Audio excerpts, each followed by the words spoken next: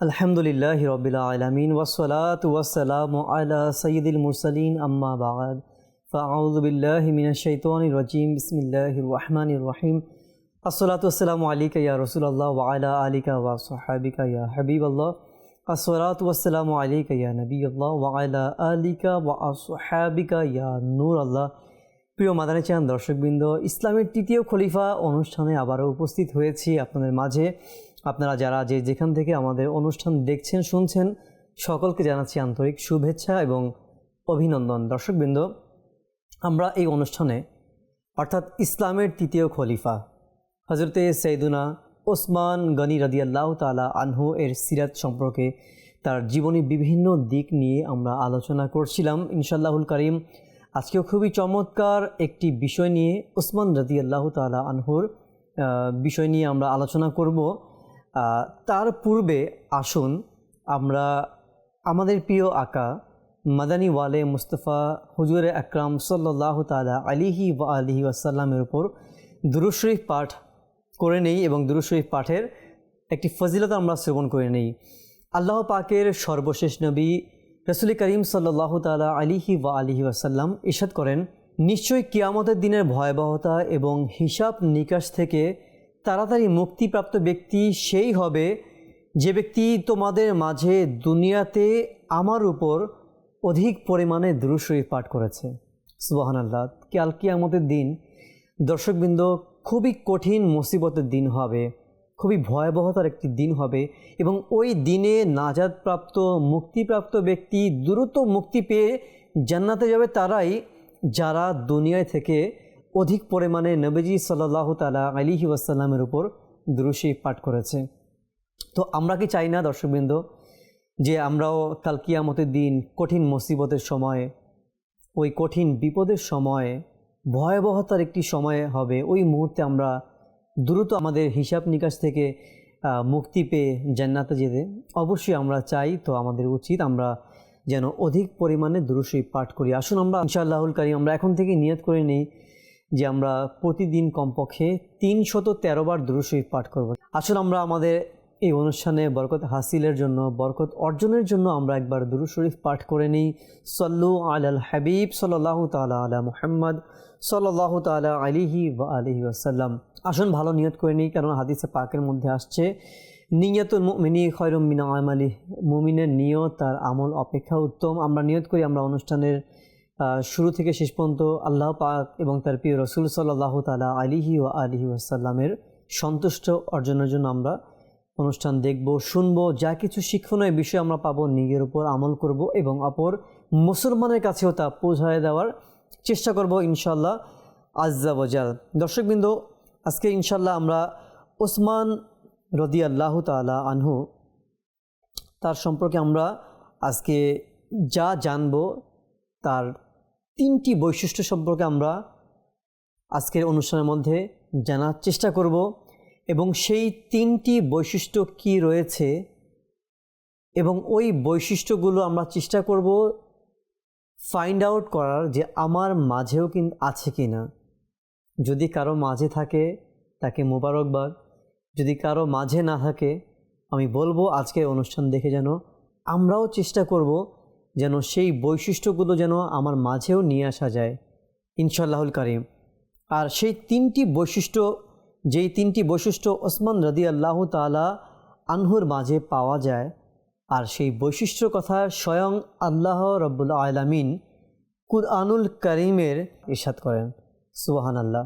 ওসমান রাদিয়াল্লাহু তাআলা আনহুর বৈশিষ্ট্য স্বয়ং কোরআনে পাকের মধ্যে আল্লাহ ইরশাদ করেন। আমরা শুনি কানজুল ঈমানের অনুবাদ হতে, ওই ব্যক্তি যে আনুগত্যের মধ্যে রাতের মুহূর্তগুলো অতিবাহিত করে, সেজদায় এবং দণ্ডায়মান অবস্থায় আখিরাতকে ভয় করে এবং আপন প্রতিপালকের দয়ার আশা রাখে। সুবহানাল্লাহ।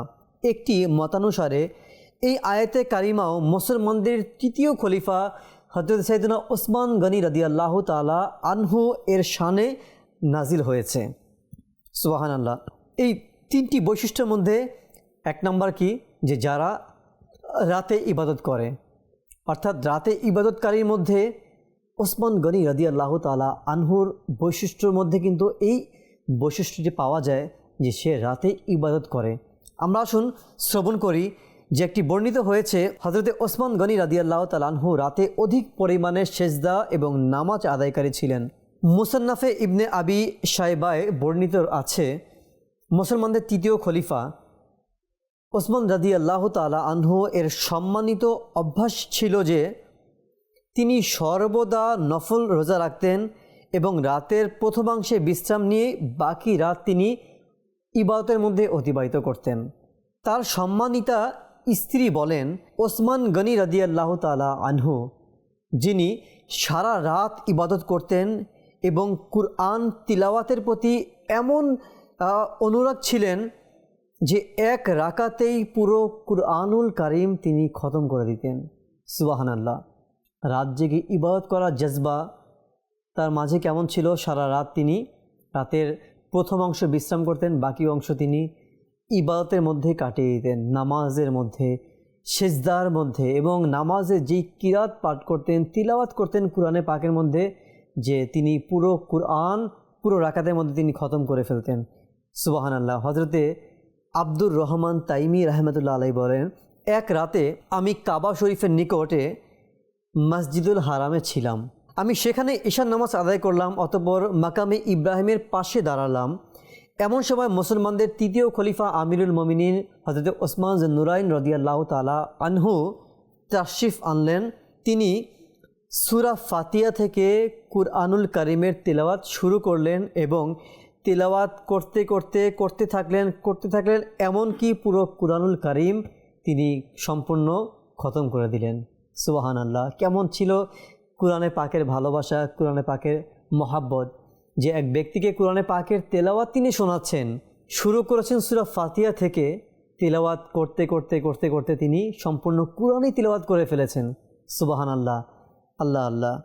প্রিয় দর্শকবৃন্দ, লক্ষ্য করুন যে কি অপূর্ব ইবাদতের অনুরাগ তার মাঝে পাওয়া গিয়েছে।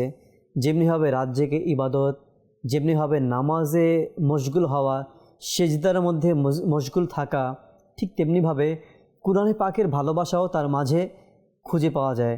এবং কুরআনের সংকলনকারীও কিন্তু সাইয়েদুনা ওসমান রাদিয়াল্লাহু তাআলা আনহুকে বলা হয়, খুব বড় একটি উপাধিও কিন্তু তাকে দেওয়া হয়েছে যে কুরআন সংকলনকারী। বর্ণিত আছে তার শানের বিষয়ে, যে তার এই মহান শানই কুরআনে পাকে বর্ণিত রয়েছে, যে ইরশাদ করা হয়েছে হযরত ওসমান গনি রাদিয়াল্লাহু তাআলা আনহু সেই সুমহান মর্যাদার অধিকারী যার রাতগুলো সেজদা ও কিয়ামে আল্লাহ পাকের ইবাদত ও আনুগত্যে অতিবাহিত হতো।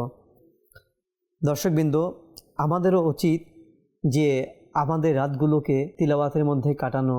আমরা তো কিছু একটা অংশ, তাদের আদর্শ, তাদের কুরবানির কারণে কিন্তু আজকে আমরা খুব সুন্দরভাবে, আজকে যে আমরা ইসলাম বলছি না, শান্তি, ইসলাম অর্থ শান্তি, আজকে এই যে শান্তির বার্তাগুলো কাদের ওসিলাতে আমরা পেয়েছি, এমনিতেই পাই নাই। তাদের ইবাদত, তাদের আমল, তাদের আখলাক, তাদের কুরবানির মাধ্যমে পেয়েছি। তো ওসমান রাদিয়াল্লাহু তাআলা আনহু যেভাবে রাত জেগে ইবাদত করেছেন, আর রাত জেগে কুরআনুল কারীমের তিলাওয়াতের অভ্যাস তার মাঝে ছিল, তো আমরা কেন সেই আমলগুলি নিজের মধ্যে বাস্তবায়ন করতে পারি না? চেষ্টা করি দর্শকবৃন্দ, প্রতিদিন না পারি সপ্তাহে একদিন চেষ্টা করি, প্রতি সপ্তাহে না পারি সপ্তাহে 2 দিন, সপ্তাহে 3 দিন, কিংবা চেষ্টা করি সপ্তাহে 4 দিন। এভাবে আমাদের আমলগুলি আস্তে আস্তে বাড়াতে, অথবা আমরা একটা সময় যখন ইউজড হয়ে যাব, প্রথমে মাসে 1 বার, এরপর মাসে 2 বার, মাসে 3 বার, মাসে 4 বার, যখন প্রতি সপ্তাহে আমরা আমাদের এই আমলগুলো বাড়াতে পারবো, তখন আস্তে আস্তে দেখবেন যে আমলগুলি আমাদের জন্য একদম ইউজড হয়ে গেছে আমি, তখন আমরা প্রতিদিন চাইলে এই আমলগুলো আমাদের মাঝে আনতে পারবো। আর এভাবেই মানুষ কিন্তু আল্লাহর অতি নিকটে হয়, আল্লাহর সান্নিধ্য কিন্তু পাওয়া যায়। তো দর্শকবৃন্দ, ওসমান রাদিয়াল্লাহু তাআলা আনহু তিনিও নবী করিম সাল্লাল্লাহু তাআলা আলাইহি ওয়া আলিহি ওয়াসাল্লামের সুন্নতে কারিমা, নবী সাল্লাল্লাহু আলাইহি ওয়াসাল্লাম যে আদর্শগুলি ছিল, নবী সাল্লাল্লাহু আলাইহি ওয়াসাল্লাম রাত জেগে ইবাদত বন্দেগীর মধ্যে মশগুল থাকতেন, ওসমান গনি রাদিয়াল্লাহু তাআলা আনহু তার মাঝেও কিন্তু এই বৈশিষ্ট্য পাওয়া যায়। আর যেই বৈশিষ্ট্যর কথা স্বয়ং কুরআনুল কারীমের মধ্যে খুঁজে পাওয়া যায়। এবং দ্বিতীয় বৈশিষ্ট্য, আমরা আজকে 3টি বৈশিষ্ট্য নিয়ে আলোচনা করব আজকের পর্বে। একটি বৈশিষ্ট্য হচ্ছে রাত জেগে ইবাদতের কথা, এবং দ্বিতীয় যে বৈশিষ্ট্য খোদা ভীতির কথা বলা হয়েছে, অর্থাৎ আখিরাতকে ভয়কারী। সূরা জুমারের 9 নম্বর এই আয়াতে কারিমার মধ্যে কিন্তু আমরা এটাও শুনেছি যে আখিরাতকে ভয় করে।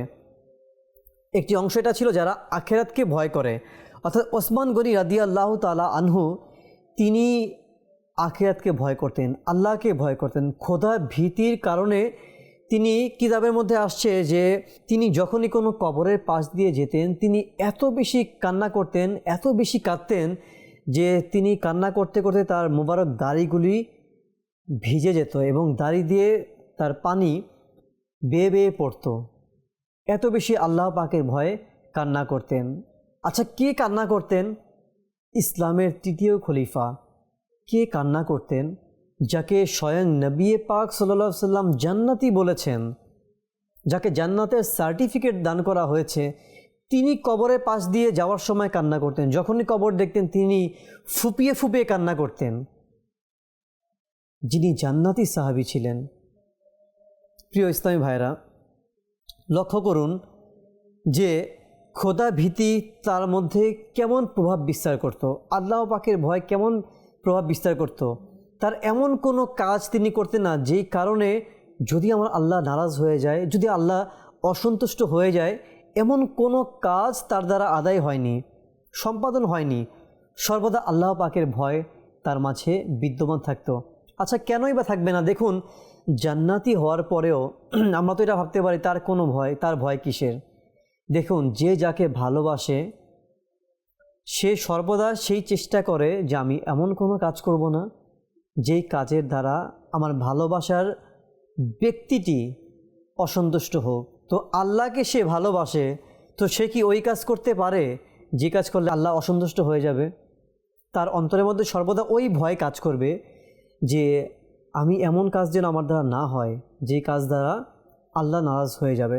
সর্বদা ওই ভয় তার মধ্যে কাজ করতো। একটি ঘটনা শুনুন যে একবার কি হলো, ওসমান রাদিয়াল্লাহু তাআলা আনহু তিনি একবার অকারণে কখনো কাউকে কষ্ট দিতেন না, অকারণে কখনোই কাউকে কষ্ট দিতেন না। একবার কি হলো, তিনি তার একটা কৃতদাসকে বললেন, আমি একবার কোনো এক সময় তোমার কান মলিয়েছিলাম, হ্যাঁ তোমার কান মলিয়েছিলাম, আজকে তুমি তা আমার থেকে বদলা নাও। আল্লাহ আল্লাহ আল্লাহ, কেমন কথা! যিনি বহুবার জান্নাতকে ক্রয় করেছেন, যার ব্যাপারে আল্লাহ রসুল সাল্লাল্লাহু আলাইহি সাল্লাম একবার নয় দুইবার নয় অসংখ্যবার যাকে জান্নাতের সুসংবাদ প্রদান করা হয়েছে, সেই ওসমান রাদিয়াল্লাহু তাআলা আনহু তার কৃতদাসকে বলতেছেন যে একবার কোনো এক সময় তোমার কান মলিয়েছিলাম, আজকে তুমি আমার বদলা নাও। কেমন আল্লাহর ভয় থাকলে, কেমন খৌফে খোদা থাকলে তার মুখ থেকে এমন কথা বের হয়। দর্শকবৃন্দ, আজকে কি বা আপনারা কি কখনো শুনেছেন যে কোনো মালিক তার কর্মচারীকে বলেছে যে তোমাকে আমি কখনো বকেছিলাম, কখনো প্রহার করেছিলাম, তুমি তার বদলা আমাকে নাও? প্রকাশ্যে হোক কিংবা গোপনে হোক, কখনোই কিন্তু এই বিষয়টা মানুষ বলতে চায় না। হ্যাঁ, তাদের মাঝে এই গুণটা পাওয়া যায় যাদের মাঝে আল্লাহর ভয় রয়েছে। কিন্তু সমাজের চিত্র তো পুরোটাই ভিন্ন। বরং দিনের পর দিন তো সে তার মালিক তার কর্মচারী হক নষ্ট করছে, তাকে বিভিন্ন কথার দ্বারা গালমন্দ করছে, তাকে প্রহারও করছে, অনেক জায়গাতে এটাও দেখা যায়। কিন্তু ক্ষমা চাওয়ার মন মানসিকতা এবং বদলা নেওয়ার যে মন মানসিকতা, আল্লাহু আকবার, কুরবান যাই সেই ওসমান রাদিয়াল্লাহু তাআলা আনহু এর আদর্শের মাঝে, তার বৈশিষ্ট্যের মাঝে, যেই বৈশিষ্ট্যের কথা স্বয়ং কুরআনে পাকের মধ্যে একটি বর্ণনার মধ্যে এটা পাওয়া গিয়েছে, যেই তিনটি বৈশিষ্ট্যের কথা বলা হয়েছে, ওই বৈশিষ্ট্য স্বয়ং ওসমান রাদিয়াল্লাহু তাআলা আনহুর মাঝে খুঁজে পাওয়া যায়। একটি হচ্ছে রাত জেগে ইবাদতকারী বিষয়ে, এবং দ্বিতীয়টি হচ্ছে ওসমান রাদিয়াল্লাহু তাআলা আনহুর খৌফে খোদা, আল্লাহ পাকের ভয় তার মাঝে এমন ছিল যে তিনি সর্বদা আল্লাহ পাকের ভয়ের মধ্যে থাকতেন।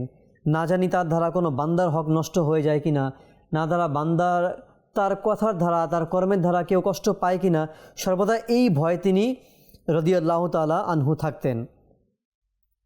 এবং আরেকটি বিষয় দর্শকবৃন্দ, যে আজকে আমরা যদি কখনো জানি যে কোনো ব্যক্তি তাকে পুরো দুনিয়া তাকে বলছে নেককার, তিনি নেককার হিসেবে অনেক বড় প্রসিদ্ধ, দেখবেন এমন অনেক মানুষের মাঝে পাওয়া যায় যে সে মানুষকে আর কোনো পরোয়াও করে না, তিনি রিল্যাক্সে চলাফেরা করে, তার কোনো টেনশন নেই, বরং তারা হাকিকি ভয় তাদের মাঝে পাওয়া যায় না।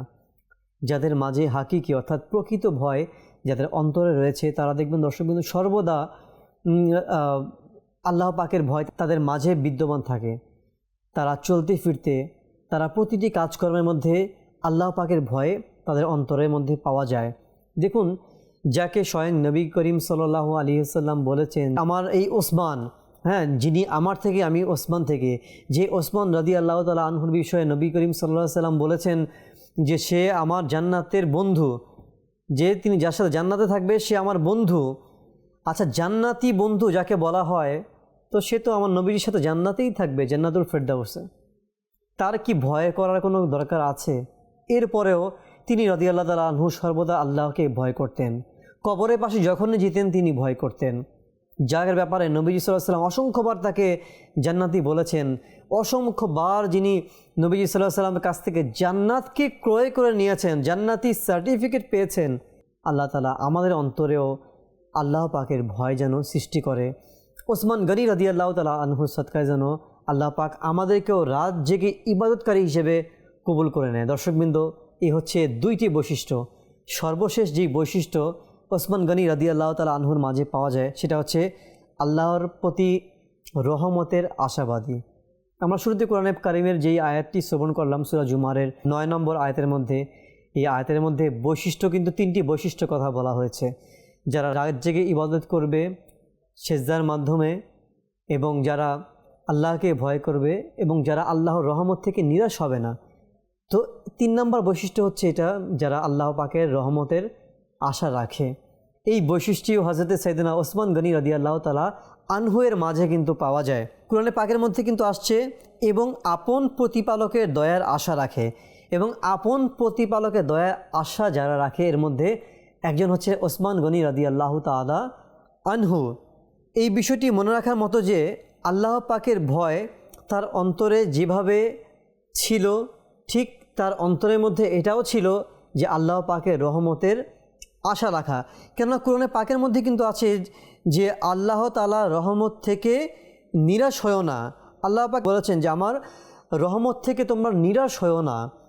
তো অবশ্যই কোরআনে পাকের সেই আয়াতের উপর আমলকারী সাহাবী তো অবশ্যই সকল সাহাবীরাই রয়েছে, কিন্তু ওসমান গনি রাদিয়াল্লাহু তাআলা আনহুর মাঝেও কিন্তু এই বিষয়টি খুঁজে পাওয়া যায় যে আল্লাহ পাকের রহমতের আশা তার অন্তরে ছিল, আল্লাহ পাকের ভয়ও তার অন্তরে ছিল, আল্লাহ পাকের রহমতের আশাবাদীও তিনি করতেন। আমাদের অন্তরের মধ্যে দর্শকবৃন্দ আল্লাহ পাকের ভয়ও রাখতে হবে, ঠিক তেমনিভাবে আল্লাহ পাকে ভয় করব, কিন্তু আমরা ভয় করে করে নিরাশ হয়ে যাব, এমনটাও হওয়া যাবে না। আমরা ভয়ও করতে হবে, আমাদের উচিত আল্লাহ পাকের ভয় করতে হবে, আল্লাহ পাকের আযাব নিয়ে ভয় করতে হবে, জাহান্নামের ভয় রাখতে হবে। ঠিক তেমনি হবে আমার আল্লাহ আমাকে ক্ষমা করে দিবেন, আমার আল্লাহ আমাকে মাফ করে দিবেন। এই আশা, আল্লাহ পাকের রহমতের যে এই আশাটাও আমাদের অন্তরে রাখতে হবে, যেটা ওসমান রাদিয়াল্লাহু তাআলা আনহুর মাঝে খুঁজে পাওয়া যেত। আজকে দেখুন সমাজে দর্শকবৃন্দ, যে আজকে আমরা একটু মুসিবত যদি আল্লাহ পাক দেয়, আমরা রহমতের আশা ছেড়ে দিই, হাল ছেড়ে দিই যে আমার দ্বারা এটা হবে না। আজকে যদি কেউ অসুস্থ হয়ে যায়, দেখবেন আমরা নিরাশ হয়ে যাই। আজকে যদি কখনো আমরা ব্যবসার মধ্যে লোকসানে পড়ে যাই, আমরা রহমতের আশা ছেড়ে দিই, নিরাশ হয়ে যাই যে না, আমার সব শেষ হয়ে গেল। ভাই, কিছুই তো শেষ হয়নি। আল্লাহ তো এখনও আমাকে নিরাপদে রেখেছেন, আমাকে সুস্থ রেখেছেন, আমাকে জীবিত রেখেছেন, আমাকে রিজিক প্রদান করে যাচ্ছেন। তো সব শেষ কিভাবে হলো? যদি একটু মুসিবত আসে আল্লাহ পাকের পক্ষ থেকে, আমরা নিরাশ হয়ে যাই। যদি কোনো কারণে চাকরি থেকে আমাদেরকে মানা করে দেওয়া হয়, আমরা নিরাশ হয়ে যাই। কোনো কারণে যদি কোনো ব্যক্তি পরীক্ষায়, আজকাল সমাজের মধ্যে এটা খুবই খুঁজে পাওয়া যায় দর্শক শ্রোতা, আমাদের যুবকদের মধ্যে, যে পরীক্ষার মধ্যে একটু রেজাল্ট কম পেলো, নিরাশ হয়ে যায়। কেউ যদি পরীক্ষায় ফেল করে, তারা নিরাশ হয়ে যায়। আমরা পরীক্ষায় ফেল করতে পারি, দুনিয়াবি পরীক্ষা, এই পরীক্ষায় আমরা ফেল করলে নিরাশ হয়ে যাই। কিন্তু প্রতিনিয়ত দর্শকবৃন্দ আমরা খারাপ আমল করতে করতে আখিরাতের পরীক্ষা, কবরের পরীক্ষা, আজকে যে আমরা ওই পরীক্ষার কোনো প্রস্তুতি নিচ্ছি না, ওই পরীক্ষায় যদি আমরা ফেল হয়ে যাই তাহলে আমাদের কবর কি হবে, আমাদের হাসর কি হবে, আমাদের ঠিকানা হবে জাহান্নাম। যদি আমরা কবর এবং হাসরের পরীক্ষায় ফেল করি, দুনিয়াবী পরীক্ষায় ফেল করলে আমার কি হবে, হয়তোবা একটা বছর আমার আবারও পড়াশোনা করতে হবে, একটা বছর হয়তো বা পিছিয়ে যাব, বাস এটাই তো। কিন্তু আজকে সামান্য এই বিষয়টার জন্য আজকাল যুব সমাজ, আমাদের ইয়াং যারা আজকে স্কুল কলেজ ইউনিভার্সিটিতে যারা আজকে পড়াশোনা করছেন তাদেরকে বলছি, প্রিয় ভাই, এই পরীক্ষায় একটু খারাপ করলেও এই পরীক্ষা থেকে ভালো করার, রিকভারি করার কিন্তু অনেক ওয়ে রয়েছে, অল্টারনেট অনেক অপশন কিন্তু রয়েছে। এই যে আমরা অনেকে রিটেক দেই, হ্যাঁ রিটেক দেওয়ার অপশন আছে। ফেল যদিও কেউ করে, আরও এক বছর পর তিনি আবারও পরীক্ষা দিতে পারবে, সেই পরীক্ষা সে অনেক ভালো করার চান্স থাকবে। কিন্তু আজকে যদি আমরা ইন্তেকাল হয়ে যায়, ইমানের সাথে যদি ইন্তেকাল না হয়, কবরের পরীক্ষা যদি আমরা ফেঁসে যাই, কিয়ামতের দিনের হাসরের ময়দানের পরীক্ষা যদি আমরা ফেঁসে যাই, একবার গ্রেফতার হয়ে যাই, রিটেক দেওয়ার জন্য দুনিয়াতে আল্লাহ পাক আর পাঠাবেন না, অল্টারনেট কোনো অপশন আর থাকবে না। যেই পরীক্ষায় ফেল করলে জাহান্নাম রয়েছে, যেই পরীক্ষার জন্য হয়তোবা দ্বিতীয়বার কোনো চান্স আল্লাহ পাক দিবেন না, এই চান্স একমাত্র দুনিয়াতেই রয়েছে। তো সেই পরীক্ষার জন্য আজকে আমরা প্রস্তুতি নিচ্ছি না, কিন্তু যেই দুনিয়াবী যেই পরীক্ষা, ছোটোখাটো পরীক্ষা, যা আখিরাতে কোনো কাজে আসবে না। আমি আপনাদেরকে নিরুৎসাহিত করছি না দর্শকবৃন্দ, দুনিয়াবী পরীক্ষা, দুনিয়াবী পড়াশোনা এটা প্রয়োজন, অবশ্যই প্রয়োজন রয়েছে, কিন্তু এটা কোনো মাকসাদ, আমাদের গন্তব্য, আমাদের উদ্দেশ্য কিন্তু এটা না। দুনিয়াতে সমাজের মধ্যে স্ট্রাগল করতে হলে, সমাজে কিছু একটা করতে গেলে অবশ্যই এটার প্রয়োজন রয়েছে। আজকে যদি আমরা শিক্ষিত না হই, আজকে যদি আমরা পড়াশোনাই না জানি, তাহলে আমরা কিভাবে সুন্দরভাবে কথা বলবো? এই যে আজকে আমরা হয়তোবা কিতাব দেখে দেখে পাঠ করছি, যদি আমরা পড়াশোনাই না করি, সেটা দেখে পাঠ করা তো আমার সম্ভব হবে না। তো এটাও প্রয়োজন রয়েছে, কিন্তু আমরা যেন এটাকে, প্রিয় ভাই, প্রিয় দর্শকবৃন্দ, এটাকে আমরা উদ্দেশ্য বানিয়ে না ফেলি। পরীক্ষায় খারাপ হয়েছে, পরের বার ভালো করব, পরীক্ষায় ফেল হয়েছে, পরের বার আবার পরীক্ষা দিব, কিন্তু এটার পাশাপাশি যেন আমরা আমাদের আখিরাতকে গুছিয়ে নেই। দর্শকবৃন্দ, আমরা শুনছিলাম আজকের অনুষ্ঠানের মধ্যে ওসমান রাদিয়াল্লাহু তাআলা আনহুয়ের 3টি বৈশিষ্ট্য। যেই 3টি বৈশিষ্ট্যের মধ্যে একটি হচ্ছে রাত জেগে ইবাদত তার মাঝে ছিল, আল্লাহ পাকের ভয় তার মাঝে ছিল, আল্লাহ পাকের রহমতের আশাবাদী তার মাঝে খুঁজে পাওয়া গিয়েছে।